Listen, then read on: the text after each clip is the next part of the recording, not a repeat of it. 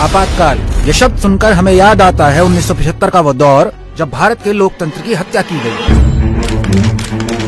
पर आपातकाल सिर्फ 1975 की कहानी नहीं है। आपातकाल एक मानसिकता है जिसमें कांग्रेस जीती आई है। सदियों की गुलामी के बाद सैकड़ों लोगों के अमर बलिदानों से जो भारत 15 अगस्त 1947 को आजाद हुआ, वो मात्र 28 सालों बाद 25 जून 1975 को आपातकाल के नाम पर एक बार फिर तानाशाही देखने को मजबूर हो गया। आपातकाल सिर्फ 2 साल की कहानी नहीं है, यह कहानी है 2 दशक में एक परिवार के पहले कांग्रेस पार्टी और फिर पूरे देश पर कब्जा जमाने की। इस कहानी की शुरुआत होती है 1947 में देश की आजादी के साथ। उस समय कांग्रेस में कद्दावर नेताओं की पूरी फौज हुआ करती थी, लेकिन अगले 10 सालों में लोकतांत्रिक मूल्यों के चैंपियन नेहरू ने पार्टी के सारे नेताओं को किनारे लगाते हुए पूरी पार्टी पर ही कब्जा जमा लिया।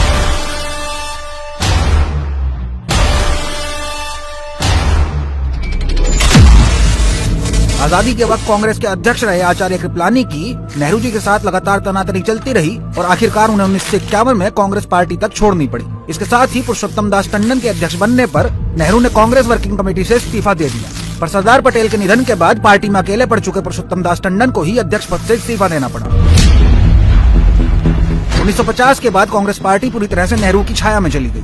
1951 से 54 तक नेहरू देश के प्रधानमंत्री भी रहे और कांग्रेस के अध्यक्ष भी। 1959 में नेहरू ने राजनीतिक वंशवाद की नींव रखी, अपनी बेटी इंदिरा को ही पार्टी की कमान पकड़ाकर। पिता प्रधानमंत्री, बेटी पार्टी अध्यक्ष। देश की सत्ता पिता के हाथ में और पार्टी पर बेटी का कब्जा, पूरा कंट्रोल परिवार के हाथ में। लाल बहादुर शास्त्री जी के संदेहपूर्ण निधन के बाद कई दूसरे सीनियर नेताओं को छोड़कर इंदिरा गांधी को पहले प्रधानमंत्री बनाया गया और फिर 1969 में इंडिया ने सारे सीनियर नेताओं को कांग्रेस से बाहर का रास्ता दिखाते हुए कांग्रेस पर पूरी तरह से कब्जा जमा लिया। 1969 तक आते आते इंदिरा गांधी के पास प्रधानमंत्री पद की कुर्सी और कांग्रेस पार्टी दोनों थी। अब बारी थी रास्ते में आने वाले दूसरे विरोधियों को कुचलने की, जिनमें नंबर 1 थी भारतीय न्याय व्यवस्था। चाहे राजभत्ता समाप्त करने का फैसला हो या बैंकों के राष्ट्रीयकरण का मामला, चाहे संविधान में 24वां संशोधन हो या केशवानंद भारती मामला, इन सब मुद्दों पर बार बार सुप्रीम कोर्ट और इंदिरा सरकार आमने सामने नजर आ रहे थे कि तभी वो तारीख आती है जिसने इस देश में घोषित आपातकाल की शुरुआत की। 22 जून 1975 को राजनारायण बनाम इंदिरा गांधी मामले में इलाहाबाद हाई कोर्ट ने इंदिरा गांधी को दोषी मानते हुए संसद से अयोग्य घोषित कर दिया और उनके किसी भी निर्वाचित पद पर रहने पर 6 साल के लिए प्रतिबंध लगा दिया। यहीं से घोषित तानाशाही यानी आपातकाल की शुरुआत हुई। कुर्सी न छूटे इसके लिए इंदिरा गांधी ने लोकतंत्र ही बर्खास्त कर दिया, वो जनतंत्र जिसे लाने के लिए सैकड़ों स्वतंत्रता सेनानी लड़ मरे। आपातकाल लगा तो विपक्ष की धरपकड़ शुरू हुई, क्योंकि न्यायालय के बाद दुश्मन नंबर 2 विपक्ष ही तो था। गरीबी और महंगाई के खिलाफ गुजरात और बिहार के छात्र पहले ही कई महीनों से सरकार के खिलाफ संघर्ष में कूदे हुए थे। मीसा और DIR जैसे कानून बनाकर 1 लाख से ज्यादा लोगों को गिरफ्तार किया गया। इनमें 11,000 विपक्षी नेता थे। जयप्रकाश नारायण, मुरारजी देसाई, चौधरी चरण सिंह, अटल बिहारी वाजपेयी, लालकृष्ण आडवाणी जैसे सभी प्रमुख विपक्षी नेताओं को गिरफ्तार कर लिया गया। सारे विपक्ष को जेल में डालने के बाद इंदिरा गांधी का अगला चाबुक चला देश के सबसे बड़े स्वयंसेवी संगठन राष्ट्रीय स्वयंसेवक संघ पर। आपातकाल की शुरुआत में ही कांग्रेस ने RSS पर प्रतिबंध लगा दिया, लेकिन इसके बावजूद संघ और संघ से जुड़े दूसरे संगठन 2 साल तक कांग्रेसी तानाशाही के खिलाफ भूमिगत आंदोलन चलाते रहे। ABVP के तब के प्रमुख छात्र नेता स्वर्गीय अरुण जेटली को 2 वर्षों तक कारागार में रखा गया, तो प्रधानमंत्री मोदी इस दौरान भूमिगत होकर आंदोलन को धार देते रहे। इमरजेंसी के खिलाफ संघ के इसी संघर्ष की वजह से दिसंबर 1976 में अपने एक अंक में द इकोनॉमिस्ट समाचार पत्र ने लिखा कि RSS विश्व का अकेला गैर वामपंथी क्रांतिकारी संगठन। इसके बाद इंदिरा सरकार का तीसरा गुस्सा फूटा प्रेस पर। प्रेस को कुचलने की ट्रेनिंग इंदिरा गांधी ने अपने पिता नेहरू से ही सीखी थी। वो नेहरू ही थे जिनके शासनकाल में अभिव्यक्ति की आजादी देने वाले संविधान के अनुच्छेद 19 में संशोधित करके उसे सीमित किया गया।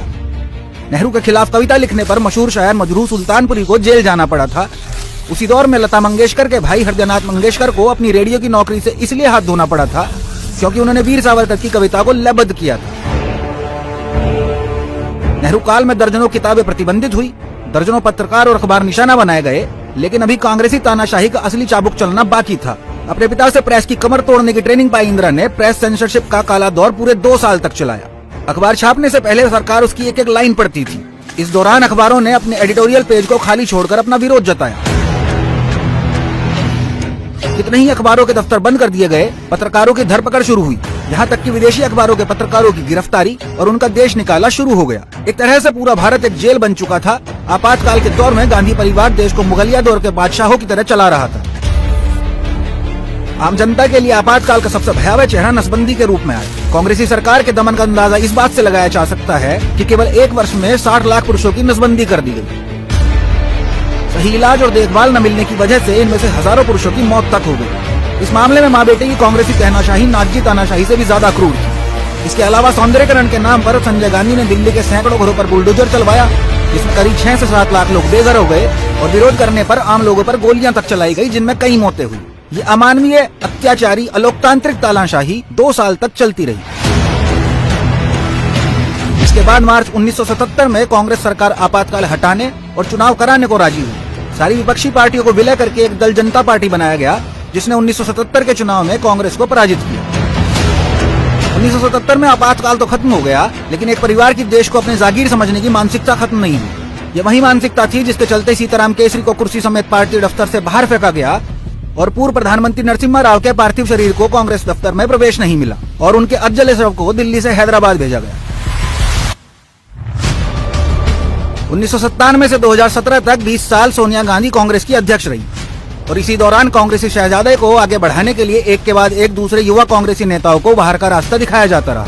इसलिए जो कांग्रेस 1975 में कोर्ट, विपक्ष और प्रेस का गला घोट रही थी, वही कांग्रेस आज भी चुनाव हारने पर भारत के लोकतंत्र, भारत की निर्वाचन प्रक्रिया और चुनाव आयोग का अपमान करती है, कोर्ट से मिली सजा का राजनीतिकरण करती है, भारतीय सेना से सबूत मांगती है, प्रेस को गोदी मीडिया कहकर अपमानित करती है और एक के बाद एक लगातार देश से गद्दारी के प्रमाण देती है। किसी गरीब के घर में पैदा हुआ व्यक्ति भारत का प्रधानमंत्री कैसे बन सकता है, इसी सामंतवादी सोच का बार बार परिचय देती है, क्योंकि शाही परिवार को लगता है कि इस देश पर राज करने के सारे अधिकार सिर्फ उसी के पास हैं। साल दर साल, पीढ़ी दर पीढ़ी बस एक ही परिवार, और इस घमंड के लिए चाहे देश के लोकतंत्र का गला घोटना पड़े, देश विरोधी ताकतों से हाथ मिलाना पड़े, संवैधानिक संस्थाओं को अपमानित करना पड़े और चाहे जनता से ही विश्वासघात क्यों ना करना पड़े, लेकिन भारत देश शाश्वत है, इसके लोकतांत्रिक मूल्य शाश्वत हैं, जिनकी रक्षा के लिए भारत की 140 करोड़ जनता सदियों से लड़ती आई है और आगे भी एक परिवार की तानाशाही सोच के खिलाफ खड़ी होती रहेगी।